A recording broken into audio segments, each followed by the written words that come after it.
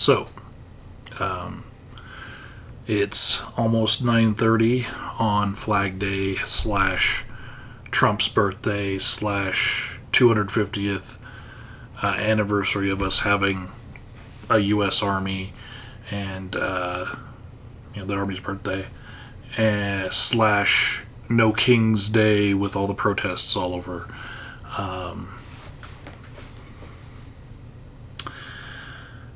And I just wanted to tell you guys how my day went. I think it's indicative of like how I'm stuck in a certain just feeling right now. And so rather than try to logic you guys into knowing what I'm trying to convey, I just need to tell you how my day went. And then I think you're going to get it. So, I had already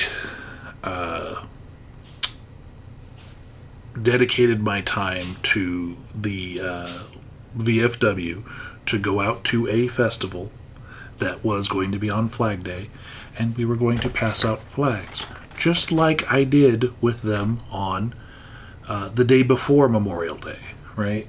But that day I did it outside of a store.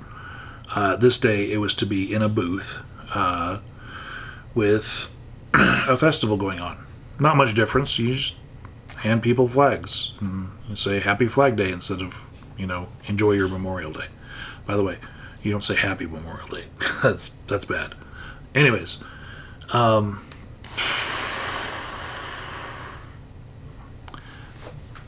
yeah, I'm making plans to get out more, and I'm doing so well in advance. And if the No Kings protests had been well in advance, I would have probably been a part of those, or at least documenting them, as I have done for many different protests in the past.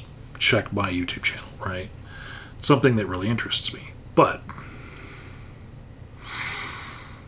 I had already spoken for that time slot. I went there from 10 a.m. to 2 p.m. handing out flags like this.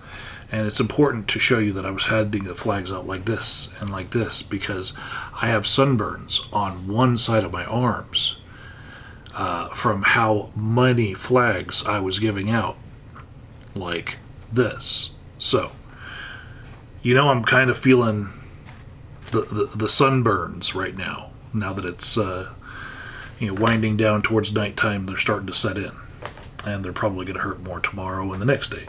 That's how sunburns work.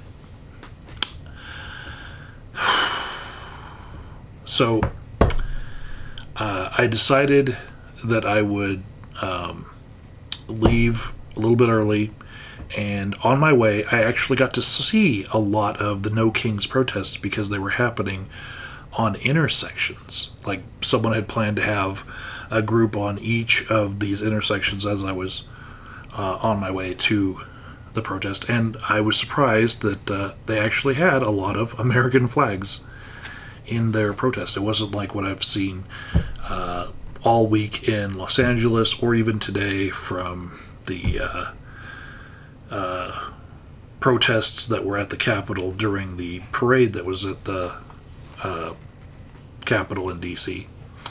So, lots of flags, and that made it kind of like a really strange moment when some kids who had been at those protests came to the festival and were handing out free flags, and as I'd hand them their flag, they'd be like, "Aha! And I'm also a protester." And I'm like, "Okay, well, you get a flag too. Happy protesting." Like, it's Flag Day. I'm handing out free flags. I'm not trying to, be in a political discussion with anyone. And really, there are a lot of organizations that are not political by their charter, such as Alcoholics Anonymous never endorses a candidate You know, there are a lot of nonprofits that just do not get political at all. American Legion and VFW, they are also that way. Now, you might assume, and it'd be fair if you were to assume that like most people who had been in the military might lean conservative, and so you might be talking to a conservative person, but it wasn't the case today, because those people who took the flag and felt all, you know, haha, I got one over on him. My political leanings are a lot aligned with them anyway, so it was just, you know, oh well, today I was their man. I was the man, and they took the flag from me, and they meant it for something that I didn't. Whatever, right? Happy for them. I took a video of what it was like just to be in that festival, and behind me you'd see the booth that I was at, and there's the second booth that we had a Jeep that was like from World War II. It's just something that attracts people over so that we can say, hey, would you like a free flag? That's all we do on Flag Day. Free flag. Free. I'm telling you, these sunburns are from hundreds of flags I just passed out like this, and then so my hat was, you know, blocking most of the sun from my face and everything, but like this action right here, the sun just gets you. Bam. So that video.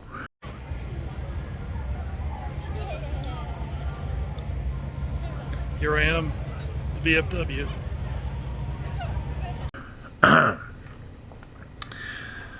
So,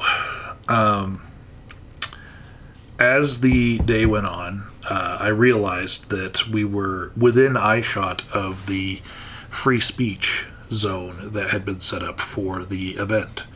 This festival, at the end of the street, the very end, there was a free speech zone. And people would walk by that if they were attending this thing. It wasn't like a poorly positioned free speech zone. This was a free speech zone that like you could get some ears, and you could actually be seen. It was very visible. It was like at the elbow of the event, you know, and so I could see that no one was really using the free speech zone at all, even though there were these giant, you know, intersection after intersection having hundreds of people there. There was no people in the free speech zone. And then we realized why.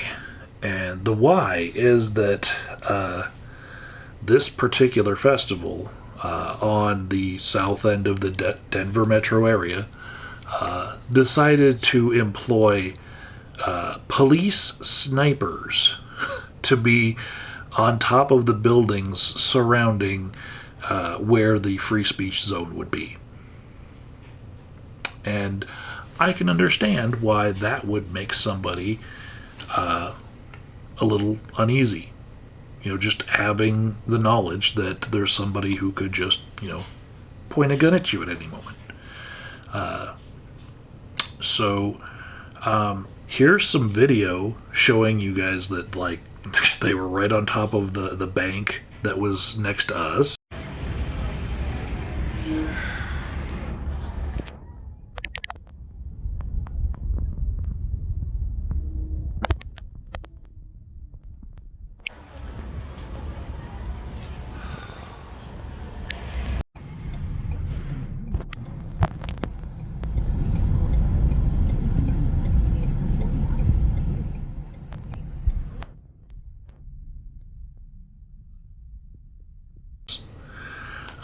They were also on top of other buildings.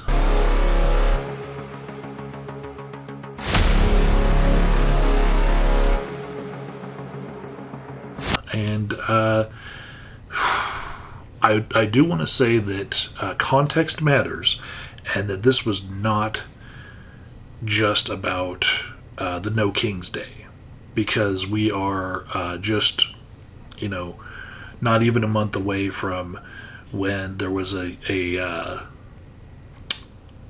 there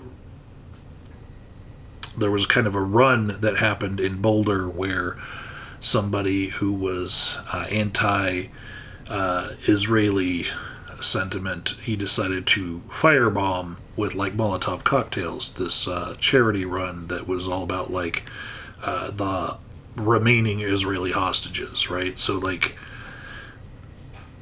it was politically motivated for sure, but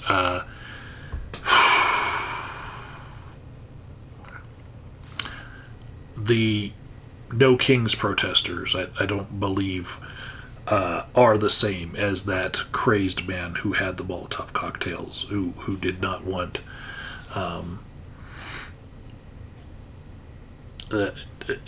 he didn't want the people who were pro-Israel to have their charity run. You know, it's not the same. It's slightly adjacent on one political line, but I think that like any sort of any sort of decisions that are being made right now by organizers must be like completely thinking about intersectionality of like, okay,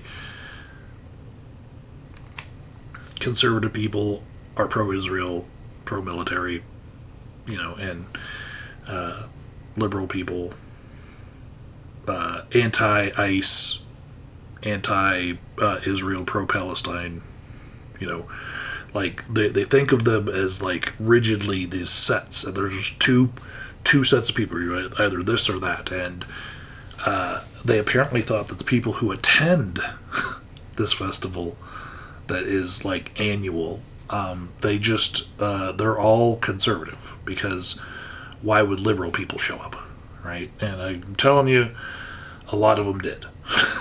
And a lot of them went to their protests on the intersections, and then they went to the festival afterward. And the festival was not as smart as the protests as far as like the weather, because look at my sunburns. There's this side of my arm, this side of my arm. They probably just had their protests in the morning and then said, you know what, we don't want to have people, having sunstroke. Because by the time my shift was over at around 2:15, I was driving around looking for some of the No Kings protesters to make a video for you all, and I didn't find any. I do have videos of the snipers, but don't have don't have any videos of the protesters. You're just gonna have to take my word for it that I did see them. There were hundreds, and they were on the intersections, and maybe they left those intersections and went to the main one in Denver, which is like an hour away from this suburb where because it takes an hour to get from Denver to Denver with all the traffic of a Saturday. It'd be an hour, and plus they'd have horrible time parking to get to the downtown protests. So, like, maybe that was it. That's why they weren't there around, early afternoon. But, I took a video of the free speech zone and where the sniper was, and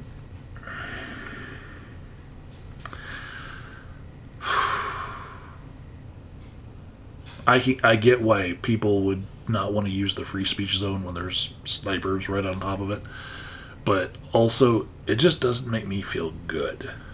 Like, I feel protected in that if anyone was going to be, like that firebomber in Boulder, not even a month ago, but they'd be able to get them. But like, I just don't like that we need them. Like, this is where we're at. That's where my feelings are right now. It's like I don't like the divisiveness at all. That's why I went and joined an organization where all I have to do is pass out flags and try to, make sure that this thing starts meaning everyone, and I really like when there's someone who maybe they didn't think that us crusty old white guys would want to walk across the path and hand them a flag, especially. But there's some people who come from different demographics who, when they do get their flag, they are so happy that they're seen, and so I'm doing my part that way to try to clean up this thing, because I know that when you see Trump hugging it and kissing it, it's kind of disgusting, right? So I'm trying to do my part to clean it up, and I think that I'm meeting people that I'm going to see repeatedly, and I wonder if I had instead showed up to this No Kings organization, if they would even be an organization in 3 months. If they're going to be the sort of thing that creates connections between people, because that's what I was looking for in planning out my summer and things that I would be doing. Is that I'd rather have some connections with people that might want a backyard barbecue.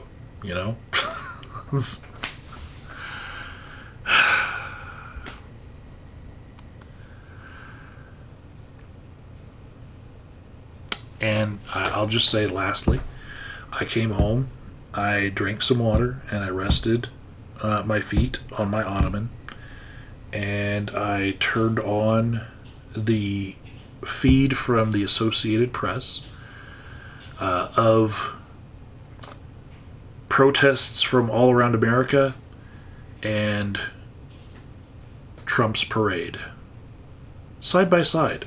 And